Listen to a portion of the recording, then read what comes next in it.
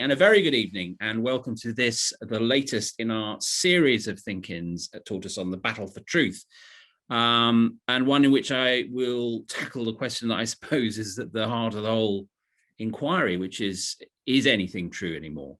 I'm Matt D'Ancona, I'm an editor at Tortoise, and I'm delighted to be joined by you all and some really tremendous speakers. We've got Elliot Higgins, who's the founder of the acclaimed investigative group Bellingcat and author of a new book, We Are Bellingcat, which I can thoroughly recommend to you. Solomon Elliott, the founder of The Student View, which is a remarkable organization that teaches young people how to address the epidemic of misinformation, and there's many activities to its name, including setting up pop-up newsrooms in schools. It's a fabulous undertaking.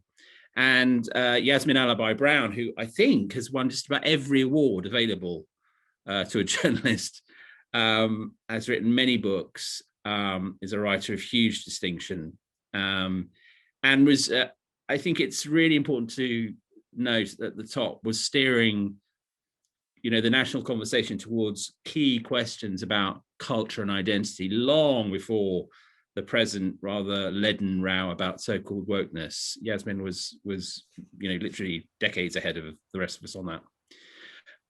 So we're really thrilled to have you with us tonight. And as ever, we've an insatiable appetite at Tortoise to hear what you have to say and where you think we should be taking tonight's question journalistically. Never forget that's the primary function of our thinkings, really, is to act as a newsroom, an open source newsroom. And my colleague Ellen Halliday will be at the helm of the chat this evening, so do please chip in with thoughts and ideas. So much to discuss, and I don't want to waste any more time.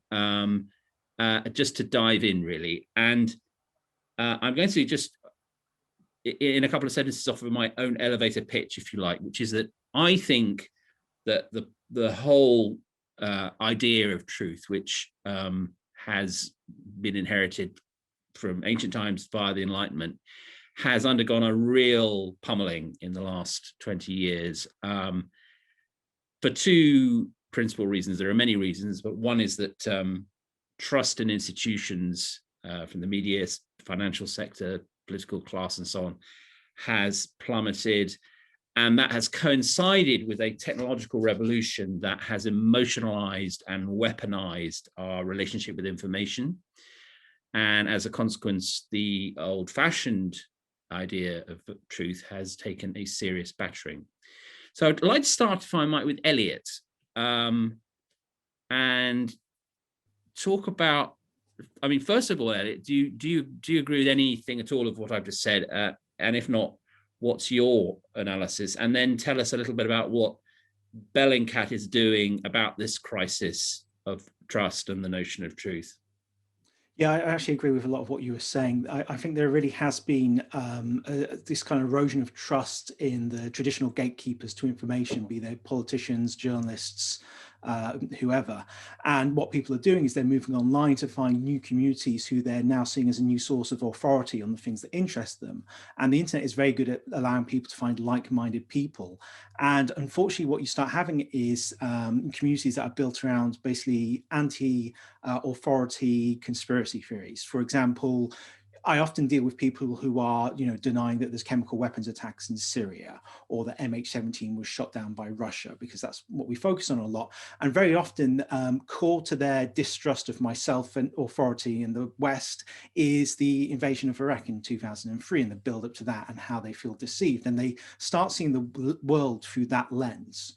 And I've seen this with other groups. For example, I've been looking into alternative health groups. And I'm not saying that they're all kind of conspiracy theorists or extremists, but within those groups, you usually have a core that they feel betrayed by authority somehow. So they look for an alternative authority, which they find in these online groups. And the problem is some elements of those groups, be they talking about, Russia or Syria or, the shape of the planet Earth, a whole range of issues, some of those become increasingly more radicalized. And part of that radicalization comes from the way the internet is very good at filtering you into the correct bubbles. And unfortunately, that really starts becoming a problem when you look at what's happening in America with the QAnon movement and the events of January 6th. It becomes a growing movement. And we have politicians who use that for their own political power. And then that's a real danger, in my feeling, to democracy, when you have politicians basically using conspiracy theorists to promote their own agendas. So what we're trying to do at Bellingcat, I mean, in a sense, we're building a community of people who are kind of collaborating, working off evidence-based investigations. And my hope with Bellingcat is we kind of grow these communities, and we kind of have, you know, mini Bellingcats all across the world, rather than making it a kind of centralized system for, you know, addressing this kind of thing.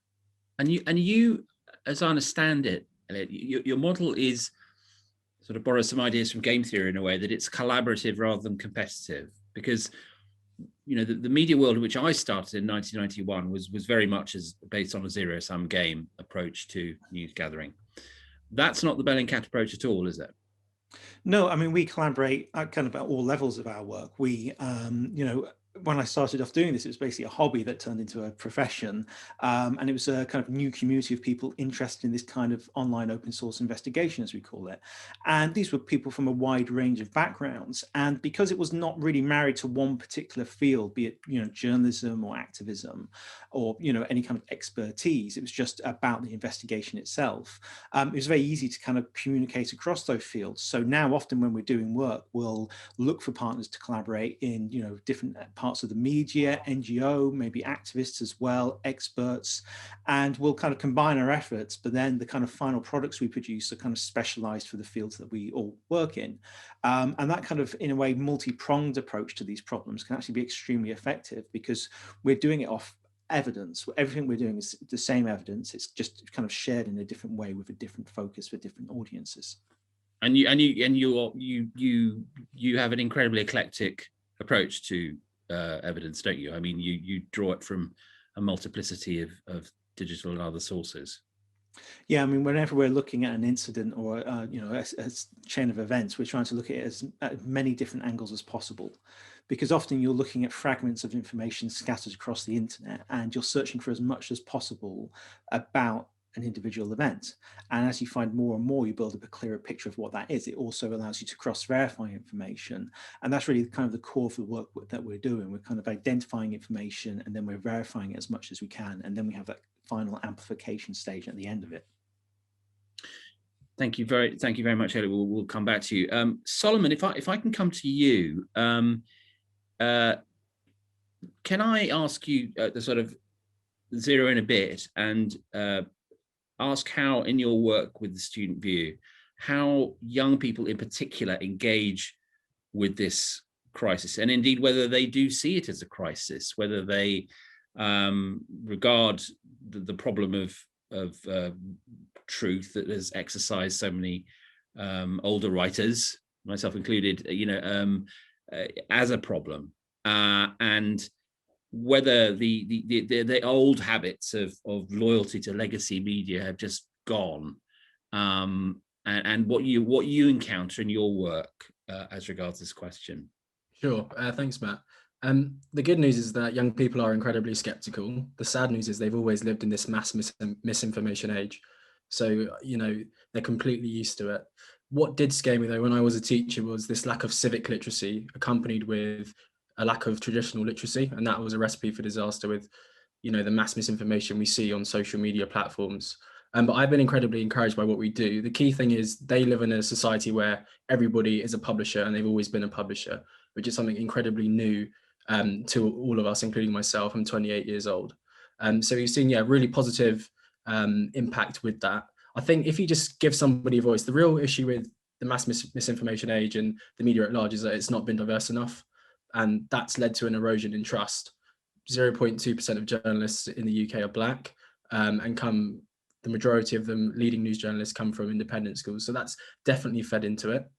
So yeah, that would be my initial answer to your question.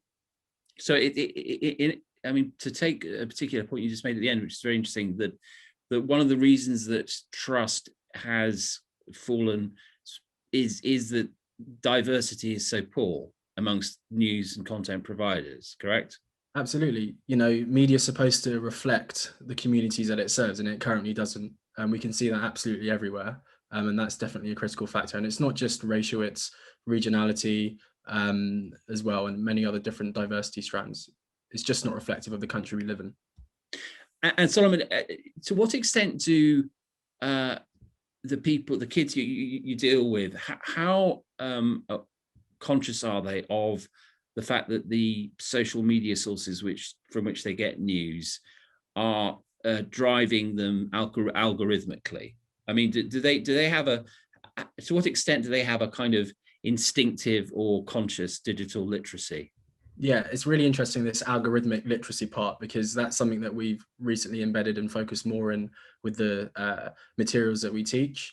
To them, it's seen as just more of a given. But interestingly, I'm not sure if you saw what happened in the US with TikTok, when you had those teenagers gaming the algorithms to ensure that Trump had hardly anybody turn up to his rally. There's definitely examples of algorithmic literacy there, but it's definitely not at a scale where everybody's aware of these tools and how we're being pushed into these kind of counterproductive silos. And do you think that enough is done?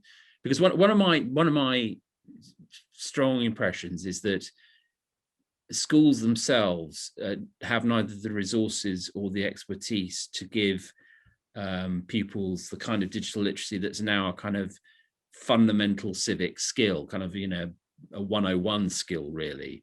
I mean, do you find there's a great variation in what you encounter in schools and elsewhere? Yeah, absolutely. And particularly the schools we work with are in low-income, underserved communities. So they just have an issue with getting decent levels of resources, computers at work, etc. So they're dealing with those problems. That's the priority. And COVID's kind of added a huge heap of social issues at the doorstep of schools. But yeah, you're right in your point. And I recognize that I was also a teacher myself. I think that's important to state. I taught in a secondary school in South London on the Teach First programme. And what I found was that teachers didn't feel confident with the current media literacy strategy of the government.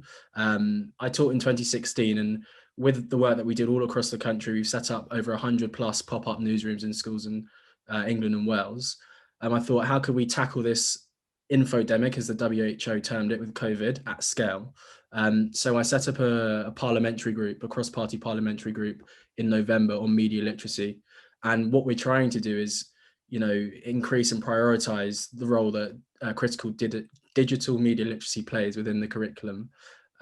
So, I've met with the Minister for Digital at DCMS and Ofcom, and we're trying to raise awareness amongst parliamentarians, but also conduct an inquiry into the teaching and learning of media literacy skills in England schools, with the goal of having a civil society-led media literacy strategy. Because the really scary stat is that 2% of 8 to 16-year-olds can't spot a fake news story. That's from the National Literacy Trust from 2018.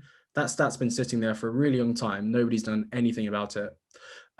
So we're not preparing the next generation to survive when there's a new version of Facebook, etc., because that will come. Human beings love misinformation. It's just part of our makeup. But in order to safeguard against this in a very structural and systemic way, we need to educate people in our society at mass, and I feel that starts at schools.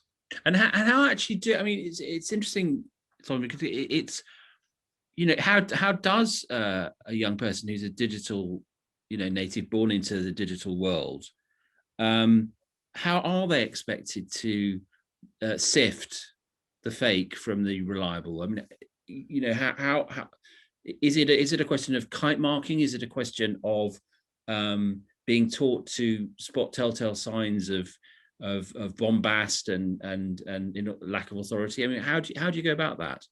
Yeah, it's all of the above, really. It's a combination of all of them. The good thing, though, is I'd say this myself personally, that young people have a very strong affinity with the BBC. I think that's one of the strongest things we have as a safeguard against social media companies. That's cross regions, ethnicity, etc.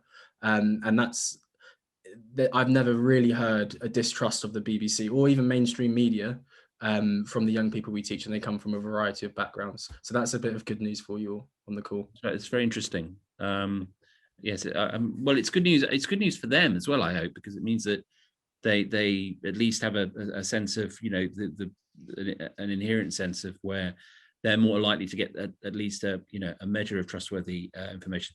Yeah, Yasmine, can I come to you now and just get your perspective on the whole core question, really, which is, I suppose, looking back, I mean, how has the defense or neglect of truth changed during your career. Do you feel that it has been significantly eroded as the sort of prime value of our trade? I think that's a good question, and I've been in this business so long that a sense of history is vital, I think, because I think too often there is the conversations kind of dwell on the fact that we are now in this very confusing and fast, at times quite evil social media landscape. But actually, it's good to look back. I was just thinking, and I think this is what Peter Oborn is partly saying in his new book. There are lies, right, that we have been told, really significant lies in the past, which one or two of them ended in the deaths of hundreds of thousands of people. What do I mean by that? I was thinking back, when did I stop believing that Labour leaders could be trusted? I'm a Labour supporter, I'm on the left. It was when Tony Blair lied to us about the Iraq War, systematically, efficiently, charismatically. Now, here's the thing, although he lied, as did Alistair Campbell, and I have nothing against them personally, the population in this country, whether very highly educated or not, did not buy his lie because they carried on resisting the war. And I'm very interested in that there was a period when the population of this country, I don't know enough about other nations, could not be hoodwinked into supporting a venture which they knew was unjustified. When Clinton lied, the population was shocked in the United States that a president, and he was lying about it, his affair. Is there a line between those politicians of the past and where we are now, where we have, well, Trump's gone now, but he's not gone, but we also have a prime minister who, as Peter Oborn says, is a consummate liar and incredibly popular. So the first thing I wanted to kind of get us thinking about is, how was it that in the past people were able to sift through political lies, which are as old as history and mankind and womankind, and now it is harder for us, for them, for people to see through the clearly manipulative and organized untruths. Do you think, Yasmine, that it's that they can't see it, or that they have become desensitized to lying? In that, you know, I would be very surprised if most voters think that Boris Johnson is a paragon of truth-telling, or that they would be particularly shocked at the idea that he routinely tells falsehoods. In other words, have we become tolerant about untruth? Yes, I think we have, and it is partly to do with all this stuff, as someone said, comes at you all the time on the web, and there's a lot of it is to arouse emotion, not intelligent scrutiny, and the wash, I think, has taken away that moral stability all human beings in all civil societies have, that the truth does matter. And I think in a way it's a flood that has drowned away the ability almost to distinguish or to care. And that brings me to my second point, that it's incredibly dangerous where we are, much more so than during Nixon or Blair or whenever, because what people now are fed, it is like junk food. I think one of the notes sent to me by the person who invited me on tonight, it's like we're consuming junk food, irresistible amounts of, huge amounts of junk food Empty carbs of information. Yeah, and they cannot. And let me, you know, one of the two most alarming things this week, for example, it's not just politics, it's now life and death. So I think just over 56% of Black and Asian Britons in the general population are happy to take the jab. But the bigger shock was reading today somewhere that something like 59% of BAME, I don't like that term, forgive me it's just a short cut. Healthcare workers are also persuaded by conspiracy theories. They have the jab on offer and they're not taking it. Imagine what's going to happen. More of us will die because more of us proportionately are getting ill and dying anyway. And we will then face a complete new wave of racism. So these things really matter. And I'm kind of, it's extraordinary. It's WhatsApp groups, young, trendy influencers. It's not the imams anymore or the priests. It is these young, trendy, very manipulative online influencers who are getting to my auntie. So I think the truth matters at the moment least when it needs to matter most, and facts matter so much less than they should. And the way we deal with it, I mean, it's really interesting to listen to the two previous speakers who are actually doing something about it. But I wonder if that will solve or help towards moving people away from superstition. This is our new superstitious era, and kind of convince them that facts matter. I don't know whether, and to get away from the emotional surge they experience when they begin to believe we're being lied to. They're injecting us with yes, because of course emotion has a greater gravitational pull than the sort of the rationality of veracity. We'll come back to you in a minute. Thank you so much, Yasmine. That's really interesting. I'd like, if I may, to hop to my colleague and fellow editor, Kerry Thomas, who was making very interesting points about Bloody Sunday in Hillsborough in the chat. Kerry, can you well, I don't want to paraphrase what you said because it was too good. I was just really struck. I remember being very struck when the Grenfell fire happened, and there's a narrative established post Grenfell that said that the cause of the fire was a neglectful local authority that had stuffed this high rise full of poor people and had treated them appallingly by wrapping the building in dangerous cladding. And the contrast between the narrative there, which was established by the people who were the victims of the fire or supporters of those people, with what happened in the case of Bloody Sunday or Hillsborough, where the narrative was claimed by people in power, and it took years and huge efforts for the victims of those to reclaim the truth from South Yorkshire Police or the British Army in Northern Ireland. So the point I was making in the chat was that I think it would be wrong to imagine that there was a golden age of it, and I know that hasn't been part of the conversation, but the idea that a monolithic idea of the truth served everybody well when we were closer to that had its defects as well.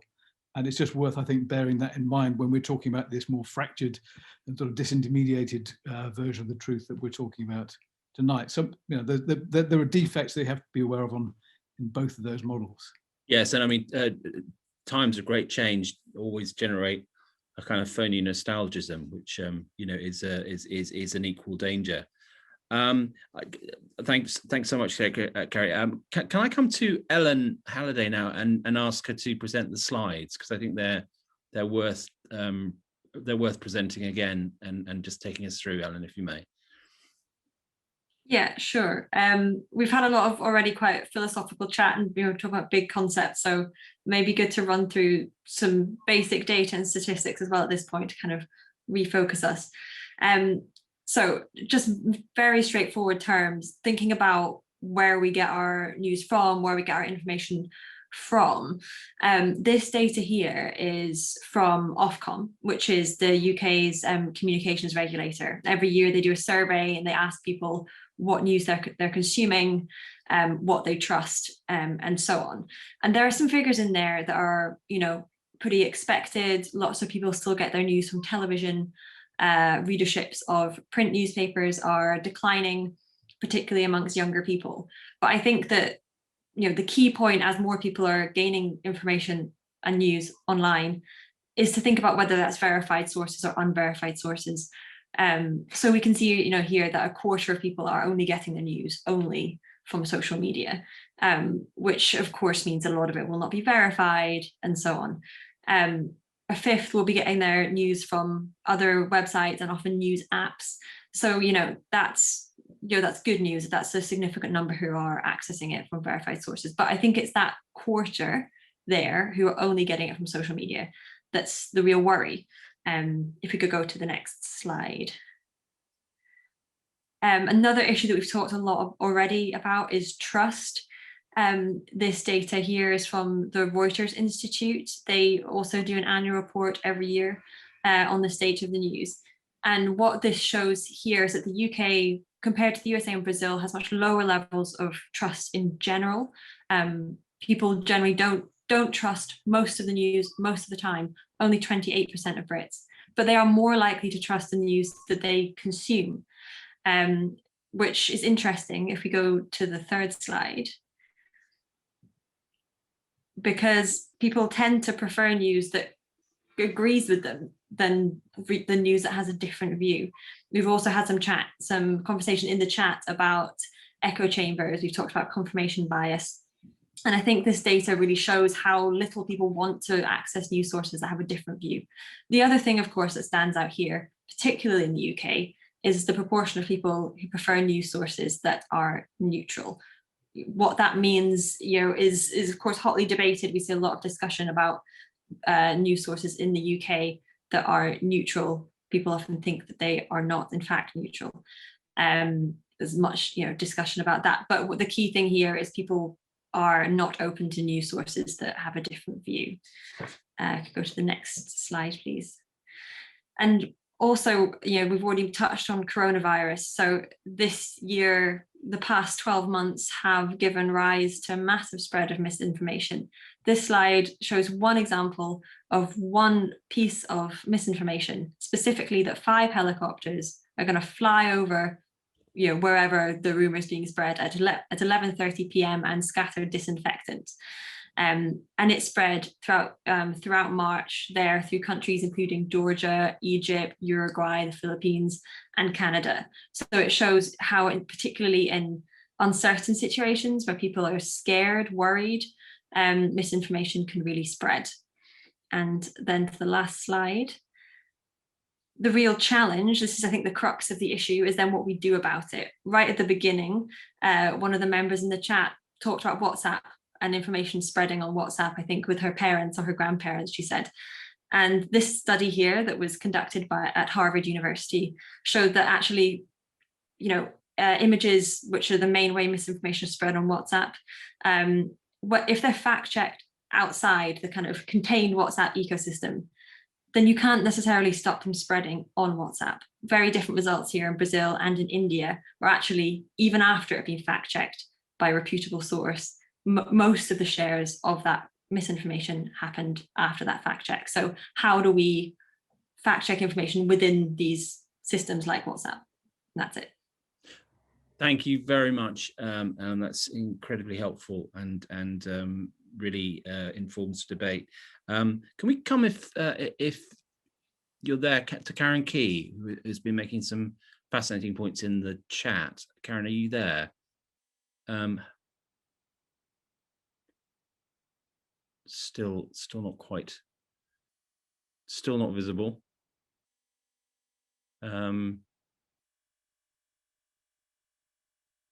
Hi, Karen. Hi, there you are. You're still muted, I think. Could you unmute yourself?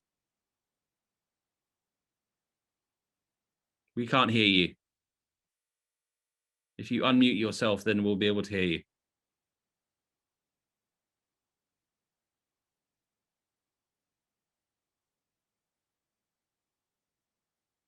If you go to the left-hand side of the panel, there's an unmute button which you can, but you're still on mute at the moment. No. Okay, we'll try and come back to Karen in a minute. I wonder if we could go to Daniel Max, who is from the Institute for Strategic Dialogue and has forgotten more about this than most of us will ever learn. Daniel, are you available? I am indeed. Hi, Daniel. How are you? Yes. Tell us your perspective on this, because you have a huge amount of sorry, I mispronounced it, Mackie. A huge amount of knowledge on this and much to say. Tell us your thoughts. Yeah, I mean, I think that what I'm concerned most about these days is just the proliferation of fake images. Actually, as we were sitting here, I was working on a case involving GAN images where I have a bunch of students who are basically not real people who've faked their images, and I'm running them through a detector right now. The speed at which that technology has developed into something that's very, very hard to spot has been astounding. It causes great concern for me when it comes to disinformation, less so with video content. Yeah, deepfakes, exactly. But also just the sheer number of apps now that exist make it possible for you to easily manipulate an image without much effort. I think it's probably one of the primary threats in the disinformation landscape approaching. So what does that mean, Daniel, for the subject that we're debating? What are the impacts of that technology, which is clearly moving very fast and becoming very widely available? Well, I mean, I think it's as simple as adding a bit more weight to already fake stories, right? So I was looking on Twitter last week. There's a comedian that I follow. She made a joke about how she was the creator of a popular Netflix show. It was picked up by a whole bunch of media outlets almost right away without any verification. Imagine adding individual content to support that without much effort. It's I mean, it adds weight to what is an already epidemic problem. And how easy is it for someone without your expertise to detect a deep fake, if indeed it's possible at all? So there are a few open source tools now that can be used to varying effect or impact to detect deepfakes, but for the most part, it's still pretty difficult. You kind of need to be a little bit experienced in looking for it. So some of us who do this all the time, we can see an image and sort of go, something about that doesn't look right. But even more concerning, in my view, is actually the generation of fake objects in images. So if you go to a website, this snack does not exist, probably set up as a joke, but those are AI generated images of snacks. But you can imagine how that same technology could be used for generating things like weaponry. So modifying images that might otherwise be innocuous to look more dangerous than they are. We saw a lot of that in the lead up to the 2020 election. So the circulation of all kinds of different images, fake flyers, fake posters, shots of people at protests when they weren't really there, shots of people carrying weapons when they weren't really carrying weapons. I see it every single day. And I mean, that strikes me as I mean, many of the technological developments of the last 5 to 10 years have had an incremental effect, but that sounds to me like a fundamental shift. Because if one is able, with relative ease, if you know what you're doing, to create an image or indeed a whole scene that involves, perhaps a prominent figure, perhaps a president, doing or saying something that he or she hasn't actually said, that, I mean, that the fissile collision of that with the kind of mood that we saw on January the 6th by the Capitol is scarcely bears thinking about. Yep, I completely agree. It's the potential there for catastrophic impact is huge. Just simply by provoking a reaction, having an image circulate of a bunch of Antifa people when they weren't actually present, for example. Yes, exactly. And just final question, Daniel. I mean, is your impression that the governing class, the political class, the media class is even remotely aware of the extent of this? I mean, we read sporadic articles, people pay lip service to it, but I wonder whether there's an awareness that has of the gravity of the situation. I think it varies from environment to environment or country to country. So I'm heartened, for example, by the fact that BBC has recently, well, I don't know how recently, actually, probably within the last year or so, they now have correspondents who are specifically on the disinformation beat. And they're doing a lot of great work to just educate the public. I don't see that as widespread in North American media yet, although there are discussions about it every single day. The political class, on the other hand, there are varying levels of education about it. So, you'll see people like Adam Schiff in the States, who has a lot of interesting things to say about the proliferation of things like deepfakes or just disinformation more generally. But that isn't the case in every jurisdiction. I know here in Canada, we're still trying to get it together and have discussions about it in kind of a robust way at the parliamentary level. And yes, I mean, and it seems to me that it poses a sort of a structural problem rather than a subsidiary one. Thank you very much, Danny, for that. I'd like to go back to Daniel, if we may. Sorry, to Karen Key, if we may, who I think is now online. Trying again, the elusive Karen.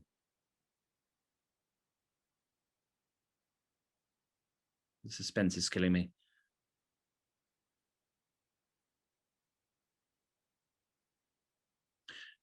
Okay, well, we will persist with Karen because she does have some interesting things to say. But I'd like to come to Tanish now, who has been very busy in the chat and made a very interesting point about WhatsApp. Hi, Tanish, how are you? I'm doing fine. How are you guys doing? Good. You've made many points, but the one I wanted to kick off with was the whole point of news coming out of WhatsApp, because I think that we rightly focus on the sort of big public tech platforms and perhaps don't pay enough attention to the role of private social networks. And you mentioned that you find yourself correcting friends and relatives on WhatsApp. Talk about that a bit, because it seems to me that interaction between yourselves and those who are using WhatsApp is sort of at the heart of this. Yeah, so I think one of the graphics also reflected this, that there's a large number of images which aren't fact-checked when they come from WhatsApp, in India especially, which is where I'm from. And yeah, I just find it creeping into like common, just normal discussions with my parents, and like they receive a lot of WhatsApp forwards, and it's not in their nature to necessarily fact check it all the time, whereas I have to clarify this and ask if something comes from WhatsApp or not. And then it's also like just pushing to kind of fact check sources before taking it for granted that something from WhatsApp is credible in that sense, because I don't think that's not really that's not necessarily prevalent when it comes to people using WhatsApp in India, especially older people like my parents among them. I mean, WhatsApp has tried, hasn't it, to limit the extent to which you can proliferate on WhatsApp, the number of people you can go to. But I'm sure that there are workarounds simply by building more and more networks, a tree of networks, and it doesn't seem to have reduced the impact of WhatsApp all over the world. As it seems to me increasingly a primary and in many cases the primary source of news. Is that your impression? I do think so, but I also did notice that, especially when WhatsApp rolled in that feature where it shows when a message has been forwarded or it has been forwarded many times, it did have an impact. People did start questioning where it came from, and that did build some level of awareness, but I don't think it's still been completely tackled, because I think there are like existing group chats which also focus potentially on peddling a certain perspective of developments on news among like similar social circles and people with similar perspectives. Thank you very much. It seems to me an absolutely key point. Could we go to Sally Chalewa now? Sally had a very interesting point. I believe you're involved in library and archive work, Sally, if you're there. Yes, I am. Hi, we can't see you just yet, but we can hear you. 1 second.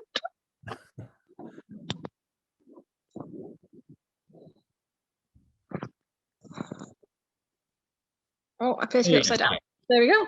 Good to see you. No, you were making a point. I mean, first of all, tell us about the angle from which you come on this onto this question, which is not, you know, from the tech background, but you know, the traditional curator of truth. And you made a very interesting point about the prevalence of perspective. Yeah, so as an archivist, I work for a business. I very much see my role as making sure that whatever's being created by the business now is captured in a way that is as neutral as possible, but obviously that's not really possible, because not only are the biases of the people creating the records, but then the biases of the people saving those records.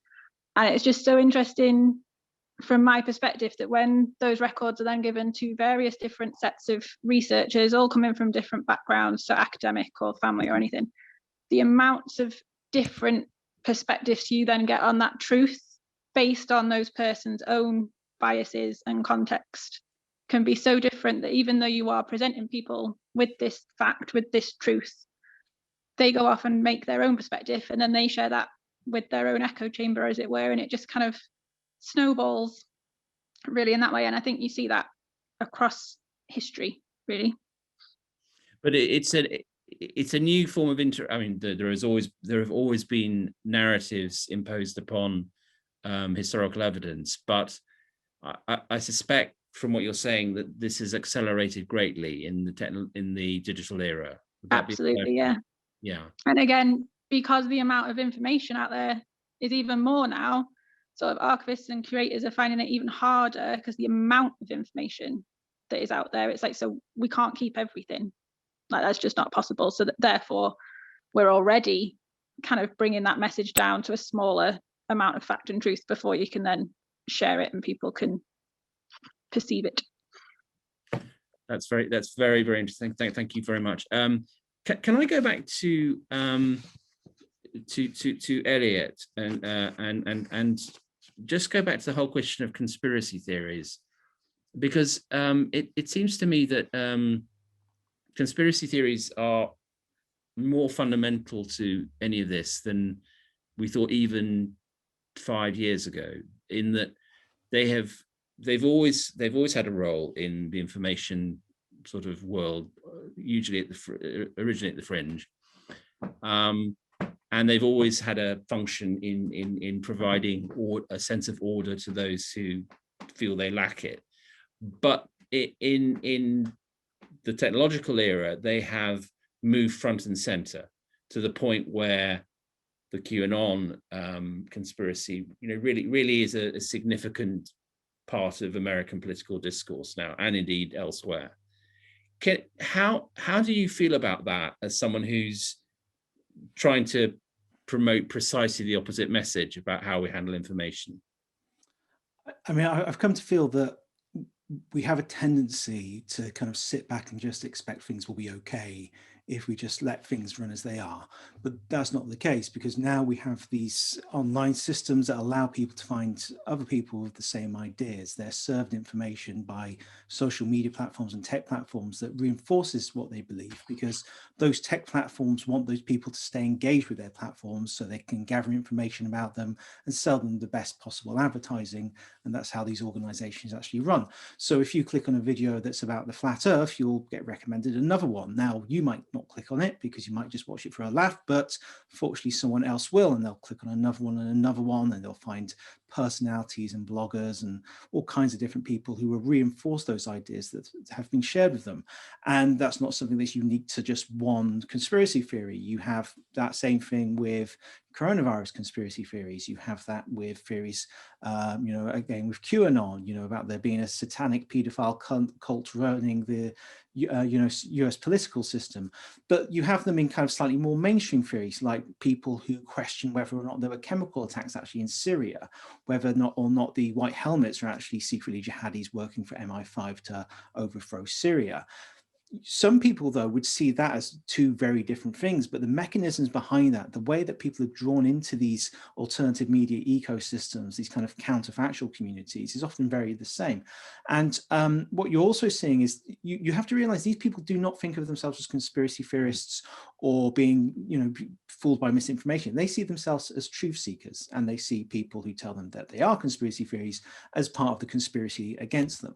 So what starts happening is these communities become detached from effectively mainstream discourse and reality, and they start finding each other. What's been interesting for me is observing those who were very much into conspiracy theories around the MH17 and Syrian chemical weapons attacks now getting into coronavirus conspiracies, and the alternative health kind of community who are into coronavirus conspiracy theories now being exposed to those kind of conspiracy theories. So in a way, the Venn diagram of these different theories is being kind of drawn together into one large circle, and the center of gravity for that are websites, personalities, and individuals who promote these kind of theories. And they might do it because they genuinely believe it, and I believe many do believe that these things they're saying are true, but there are some people as well who are using this as a grift to make money.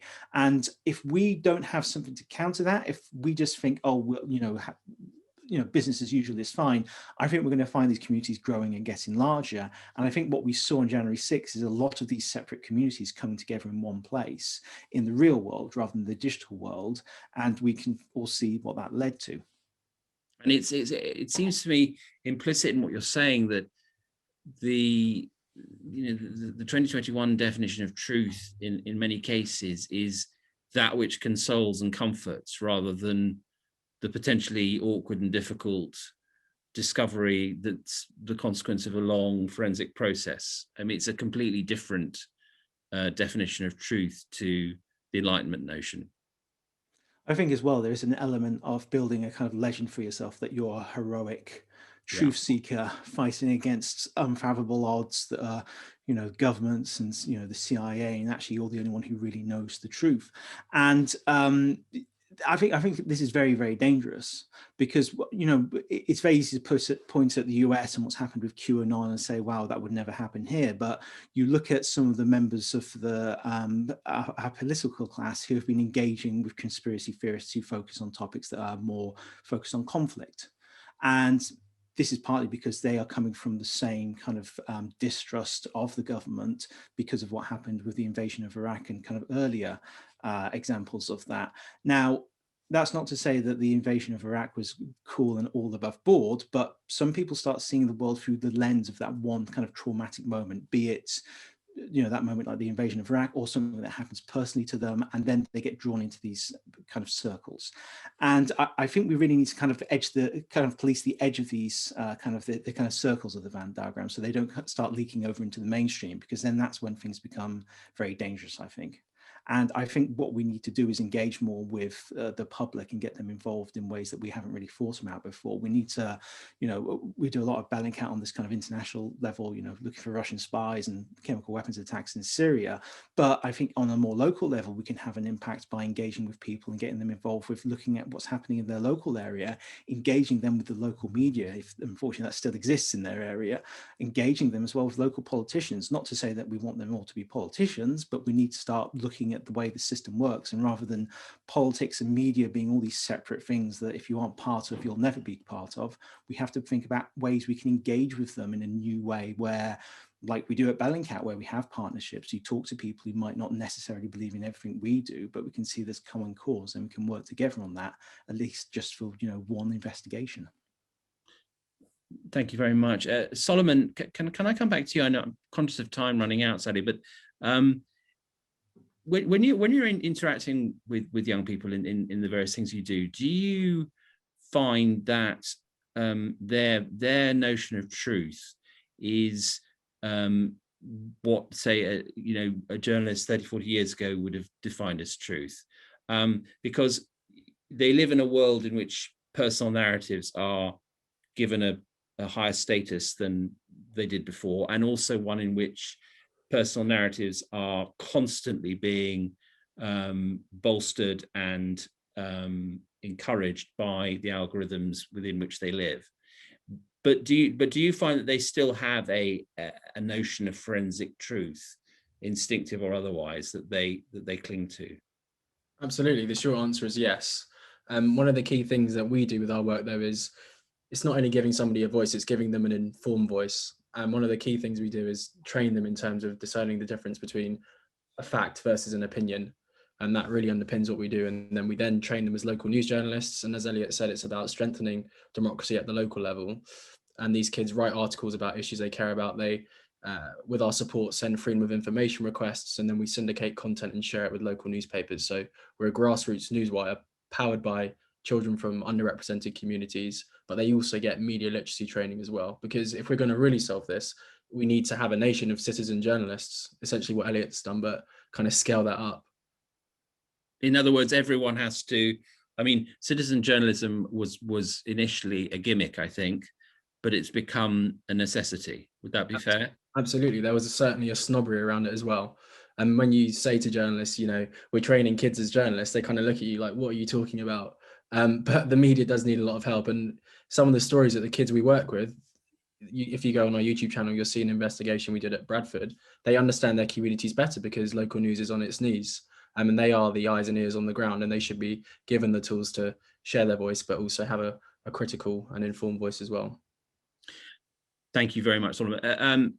Yasmine, can I come to you and just ask you, what do you think the stakes are here, and how optimistic you are, if at all, after what you've heard and all the things that you've been working on over the years? I think listening to what Elliot is doing, listening to what Solomon is doing, of course, there's hope. And I think young people, I so agree with Solomon, because I'm a teaching professor at Middlesex University, and I teach third-year students. And actually, once you kind of release them from the addiction of salacious conspiracy theories and take them into a kind of sensible world, they are incredibly keen to getting whatever they deliver as their work properly researched, properly sourced. And so I have a lot of faith in them. And I think also Solomon is right that having a diversity of gatekeepers, if you like, will help a lot. But I also now caution, again, it's quite important to remember that misinformation has been fed to the public for the longest time by knowing elected politicians. So, the sluices opened up a long time before social media. I do think the internet giants have to take more responsibility, but, it's quite disheartening that politicians managed to convince the British public, in spite of the BBC and all of that, that, 3 times as many immigrants live in this country or are entering this country, that all this money was going to come to the National Health Service if we left the EU. So what I did, and this is where I think Elliot is absolutely right, over this period, I went around the country, a lone warrior, into pubs, to places I'd never even been to, like Walsall, and sat with people and argued with them, providing evidence for some of what they had come to believe. And they were exhausting, but actually, you know what? At the end of 2 grueling hours and quite a lot of wine, something did shift. But that's hard work, isn't it? I don't think it all is lost. But I think, I think a lot more will have to be done by those of us who believe the truth and facts matter. That sounds like a call to arms. We need an army of Yasmines. Always did. Thank you so much. And sadly, time is running out. So a few final thoughts. First of all, to say a huge thank you to our speakers, Elliot, Solomon, and Yasmine, who I think have really framed the debate in a wonderful way. Second, to say that this is a really important issue for Tortoise, and one to which we shall return in Think-ins and other initiatives. So please keep a lookout for that. It's become ever more central to our project. Just to try and summarize, impossibly, all the wonderful and fascinating insights that were offered today. I mean, I think Kerry made a hugely important point that we mustn't look back with rose-tinted spectacles upon a golden era that didn't exist, and the contrast between Hillsborough and Grenfell is a point so well made. That said, I think Yasmine is right that something went astray in the late 90s and early part of the first decade of this century, and Iraq played a big part of that in terms of the sense in which lying was no longer something that it was really worth objecting about, and that in turn paved the way for what became the populist right, and played such a huge role in the events of 2016. I think Daniel made a very important point in his observations about the specifics of deepfake, that if we are serious about retaining truth as the sort of base currency of the society and the pluralistic society in which we live, we have to be incredibly adept and nimble, keeping tabs with technological developments. And it is, very clear that is not something that the political class is presently capable of doing, and it's been shown time and time again. And that is, it seems to me, a clear and present danger, and one that a vacuum that Civic and other groups will have to fill. I was also fascinated by Sally's point about, working as an archivist and finding that the sort of encroachments of perspective upon the work that she does from the people that she serves is noticeably more aggressive. And I think that absolutely fits with what we know of the spirit of the age and the problem. On the upside, it is terrific to hear Elliot talking about his open source model, and strongly arguing against complacency, which I think must be right, and urging people to engage as self-starters in collaborative work. And I do think Bellingcat has done some amazing things already, and like him, I hope others follow its lead. And Solomon, I think, had so many interesting observations to make about, the people that he deals with, the young people. Fascinating to learn that contrary to the cliche, they do in fact look at the BBC and the Guardian. They do understand the notion of truth. They are not equally and necessarily perfectly served by digital literacy programs, but there is much that can be done, and organizations such as his own are clearly crucial to that. And no less important to that is that the gatekeepers that they see in the information ecosphere are diverse and look like the country and the society that they live in. Thank you to all. That we could go on for hours, but we can't, alas. Do join us again tomorrow lunchtime for our open news meeting at 1 p.m. And an absolute not to be missed Think-In on Wednesday evening with David Baddiel at 6:30 p.m, which our co-founder James Harding will be talking to David about his absolutely riveting new book, Jews Don't Count, which is an absolute essential thing in our calendar. Do come along to that. Thank you for coming along tonight. Stay in touch. Let us know what you think, and we will see you again at another Think-In, and hopefully at another Think-In about the battle for truth. A very good evening to you all.